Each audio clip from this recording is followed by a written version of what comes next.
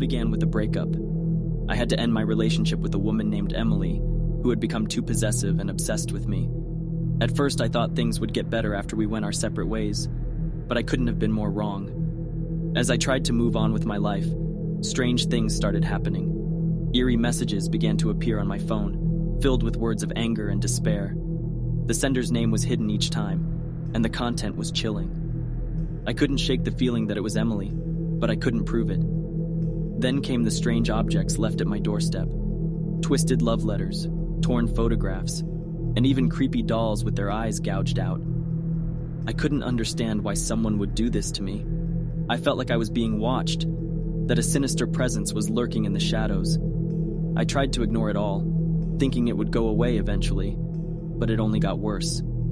I started hearing faint whispers in the dead of night, as if someone was standing right next to me, whispering in my ear. When I turned around, no one was there, just an unsettling silence. One evening, as I was sitting in my living room, I saw something that made my blood run cold.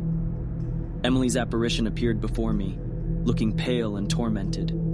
She stared at me with empty eyes, her mouth moving as if trying to say something, but no words came out. I rubbed my eyes thinking it was a hallucination, but she was still there when I opened them again. Her ghostly visits became more frequent, and I could feel her presence even when she wasn't visible. I knew she was angry, and I could sense her desire to make me suffer for ending our relationship. The haunting memories of our time together came rushing back, and I began to question if I had made the right decision. I sought help from a paranormal investigator, hoping to find a way to rid myself of Emily's vengeful spirit, but he warned me that dealing with such entities was dangerous and unpredictable. He suggested I confront her and try to resolve any unfinished business between us. Gathering all my courage, I went to the place where Emily and I had first met. The abandoned house held memories of happier times, but now it felt like a chamber of horrors. As I stood there, summoning the courage to speak, her apparition appeared again, but this time it looked different. It was filled with sadness and despair, as if trapped in its torment. "I'm sorry, Emily," I said, trembling. "I never meant to hurt you, but we couldn't continue like that." The apparition seemed to waver, its anger subsiding slightly. It whispered incoherently, and I strained to catch its words. "I can't let go," it finally said in a mournful tone. "I can't move on." I felt a pang of guilt and sympathy, realizing that Emily's spirit was stuck in this world, unable to find peace. But I couldn't be her savior. I had to protect myself from this haunting. "Emily, you have to find a way to move on," I implored. "You can't stay here haunting me like this. It's not fair to either of us." As I spoke, I could see her form fading, as if my words were reaching her in some way. She seemed lost and confused, like a soul torn between two worlds. The paranormal investigator had told me that sometimes these spirits needed closure or someone to help them let go. But it wasn't something I could provide. I needed to protect myself and find a way to move on from this haunting nightmare. Since that day, I haven't seen Emily's apparition again. The eerie messages and strange objects stopped appearing. It seemed that my words had reached her, and she had finally found a way to release her hold on me.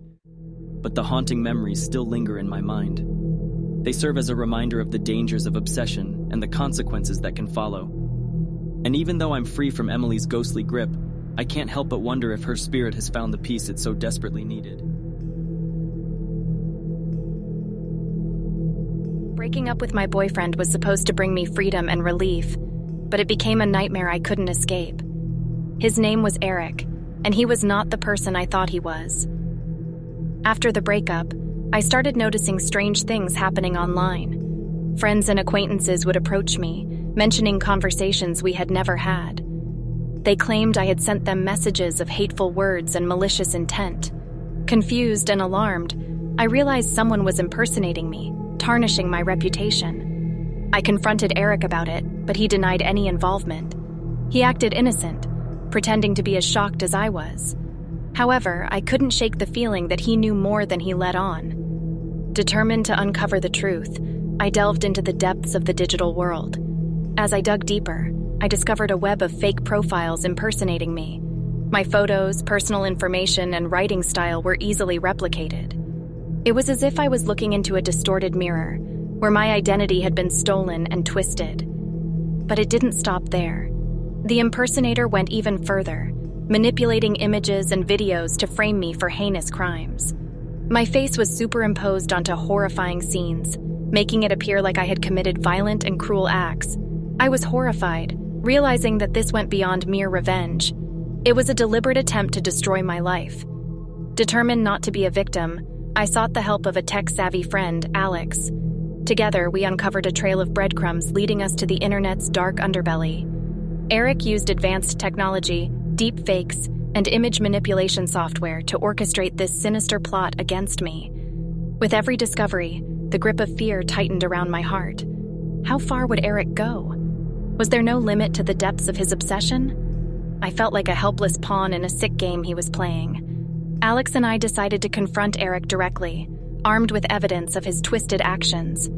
We found him in a dimly lit basement, surrounded by monitors and high-tech gadgets. It was a scene straight out of a cyber thriller movie. "Eric, why are you doing this to me?" I demanded, my voice trembling with a mix of anger and fear. He turned to face us, a wicked smile crossing his face. "Because I can't bear to see you move on without me," he replied, his voice dripping with bitterness. He explained how our breakup shattered him, driving him to madness. He couldn't stand the thought of me finding happiness with someone else. So he resorted to this twisted scheme, hoping to tarnish my reputation and keep me forever trapped in his web of lies. Enraged and disgusted, I realized the depth of Eric's obsession. He had become a monster, consumed by jealousy and possessiveness. But I refused to be his victim any longer. With determination, I unplugged the monitors and destroyed his high-tech arsenal. Eric's expression shifted from smugness to panic as his manipulation tools crumbled before his eyes. "You've lost, Eric. I won't let you destroy me," I declared, my voice filled with newfound strength. As I walked away, leaving Eric to face the consequences of his actions, I knew the battle wasn't over. The damage to my reputation was extensive, and the haunting memories of this experience would stay with me. But I also knew I had emerged more assertive and resilient, ready to rebuild my life from the ashes of this twisted nightmare. The obscured identity served as a chilling reminder of the dangers lurking in the digital realm, where technology can be manipulated to create chaos and devastation. But it also emphasized the power of resilience and the determination to reclaim one's identity, no matter the obstacles. Breaking up with Lisa was the hardest decision I had ever made. She had a way of getting inside my head, manipulating my emotions and controlling me. But I knew I had to escape her toxic grasp and move on. Little did I know that leaving her would plunge me into a nightmare I couldn't wake up from. As I tried to rebuild my life, I noticed a disturbing pattern. Things around me started going wrong. Friendships I had cherished crumbled before my eyes. Misunderstandings and conflicts arose, tearing apart my bonds with those closest to me. It was like someone was pulling the strings, orchestrating a symphony of chaos and discord. My career began to suffer as well. Once thriving, projects started failing inexplicably. Colleagues became distant, whispering behind my back. My every step was met with obstacles and setbacks. I couldn't understand how everything could fall apart so quickly. But it wasn't just external forces at play. My mental state started deteriorating. I became plagued by self-doubt, anxiety, and impending doom. Sleepless nights and haunting nightmares became the norm. It was as if an invisible hand was squeezing the life out of me, suffocating me in a relentless grip. Determined to find answers, I began digging into the dark corners of my past. It was then that I stumbled upon a shocking revelation. Lisa had been the mastermind behind my downfall. She had orchestrated a web of deceit and manipulation, determined to ruin my life and keep me under her control. She had carefully cultivated a network of spies and informants, feeding them false narratives about me and twisting their perceptions. Her web of lies extended far and wide, trapping me in a labyrinth of deception. I couldn't believe the extent of her manipulation, the lengths she was willing to go to keep me trapped in her clutches. Armed with this newfound knowledge, I confronted Lisa, demanding an explanation for her twisted actions. Her face contorted into a sinister smile as she reveled in her power over me. "You thought you could escape me? You thought you could move on?" she hissed, her voice dripping with venom. "I will never let you go. You are mine to control." Her words sent a chill down my spine. I realized that breaking up with her had only fueled her obsession, intensifying her desire to keep me under her thumb. I was caught in a web of manipulation, and escape seemed impossible. But I refused to be her puppet any longer. I gathered evidence of her deceit, exposing her true nature to those she had manipulated. It wasn't easy, and I faced backlash and disbelief from some, but others saw through her facade and stood by my side. Together, we unraveled the threads of her manipulative web. We revealed her tactics, her lies, and her thirst for power. Her hold over me weakened, and I started reclaiming my life.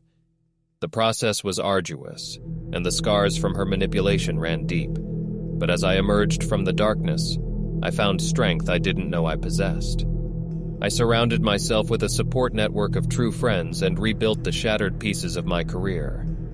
The manipulative web serves as a cautionary tale, a reminder that some thrive on control and manipulation. But it also emphasizes the power of resilience and the importance of standing up against those who seek to bring us down. Through it all, I learned the strength of my spirit, and I vowed never to let anyone manipulate me again. Thank you for watching. If you want to support our channel, don't forget to hit the subscribe and like button.